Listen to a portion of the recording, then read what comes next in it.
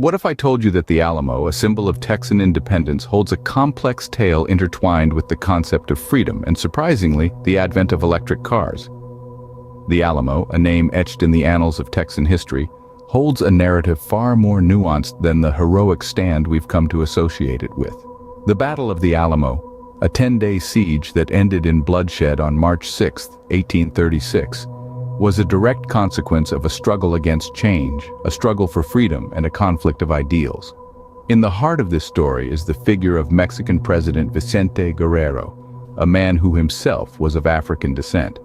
On September 15, 1829, Guerrero abolished slavery and the class system, a move that, while noble, stirred the pot of discord. Texas, being a part of Mexico at the time, was directly affected by this decree, and the ranchers, who were now obligated to pay their erstwhile slaves, were none too pleased. The decree, though never fully implemented, sowed seeds of distrust and unrest among the Texas colonists, who believed their interests were being compromised.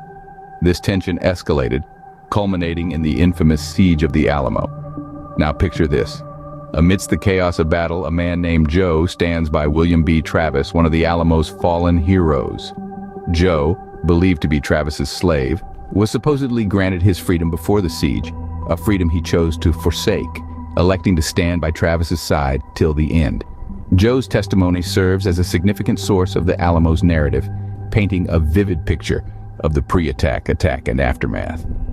In the end, unlike many others, Joe returned to the Travis homestead in Washington, Texas, and was returned to slavery. Other slaves sought freedom, migrating to Mexico to avoid the shackles of slavery. As we see, the Alamo's story isn't just a tale of a heroic stand. It's a much more complex narrative involving race, freedom, and a struggle against change. Now let's shift gears and travel forward in time to the arrival of electric cars in San Antonio, a development that surprisingly has a connection to the Alamo. Following the infamous battle, the Alamo didn't remain a silent witness to history. In the 1840s, the U.S. Army breathed new life into the Alamo, transforming it into a quartermaster depot. This change marked the beginning of a new chapter for this historic landmark. The story takes another interesting turn when a man named Clifton George Ford took over the premises, specifically the carriage house. Fast forward a few years, and the site became known as Herpel Gillespie Ford, a name that would resonate with the future of transportation. As the new century dawned, San Antonio saw its first electric cars. But these weren't the sleek, polished vehicles we see today. Instead, they arrived in crates.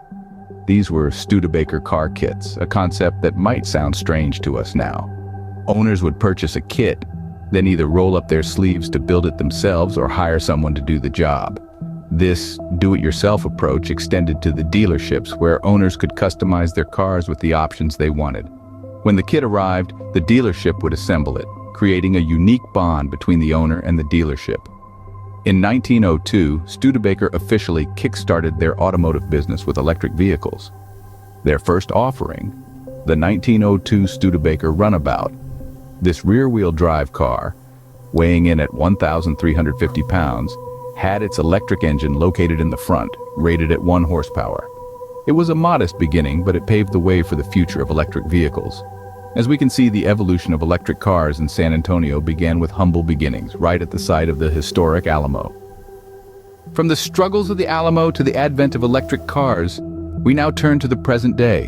What does freedom look like in San Antonio today? As we navigate through the bustling streets of modern-day San Antonio, we find a city that has evolved, yet remains deeply connected to its historical roots. Freedom, a concept deeply intertwined with the city's past, continues to shape its present. It manifests in various forms, from the pursuit of economic prosperity to the fight for social justice and equality. The echoes of the Alamo still resonate, reminding us of the enduring struggle for freedom. As the city grows and evolves, so too does its understanding of freedom. Today, it encompasses not just political and social liberties, but also the freedom to live in a clean, healthy environment. The city is grappling with the challenges of urbanization and climate change. And in this struggle, electric cars have emerged as symbols of a sustainable future. In a nod to its history, San Antonio is once again a site of innovation and change. The advent of electric cars represents a shift towards environmental sustainability, mirroring the larger global movement to combat climate change. These vehicles, quiet and efficient, are becoming increasingly common on the city's roads, a testament to the city's commitment to a greener future. Electric cars are more than just a mode of transport. They represent the freedom to choose a sustainable lifestyle, the freedom to contribute to a healthier planet, and the freedom to imagine a future not dictated by fossil fuels. This is a powerful form of freedom, one that goes beyond individual liberties and speaks to our collective responsibility towards our planet and future generations. This evolution of freedom in San Antonio is a reflection of its resilience and adaptability. Just as the city has grappled with issues of freedom and equality in the past, it continues to do so today, striving to create a more equitable and sustainable society for all its residents. San Antonio, a city steeped in history, continues its journey towards freedom, now powered by sustainable technologies like electric cars. The echoes of the Alamo still resonate, reminding us that the fight for freedom in all its forms continues. So, what can we learn from the intertwined stories of the Alamo, electric cars, and the concept of freedom in San Antonio? The Alamo's history isn't just a tale of a battle. It's a story of freedom and the struggle against oppression. It's the story of Joe, a man who bore witness to the battle and whose testimony has shaped our understanding of the landmark event. Fast forward to the arrival of electric cars in San Antonio. The Studebaker car kits, arriving in crates, represented not just a technological leap, but also a shift towards a more sustainable future. The owners who assembled these kits were pioneers, embracing a new era of transportation, much like the defenders of the Alamo embraced their fight for freedom. Now, in the present day, we continue to see these threads of freedom and innovation converge in San Antonio. The city's embrace of electric cars reflects a commitment to sustainability, echoing the forward-thinking spirit of those early Studebaker owners. And just as the defenders of the Alamo fought for their freedom, today's San Antonians are part of a broader struggle, a fight against climate change, for cleaner air and a sustainable future. As we've seen today, history is not just a series of isolated events.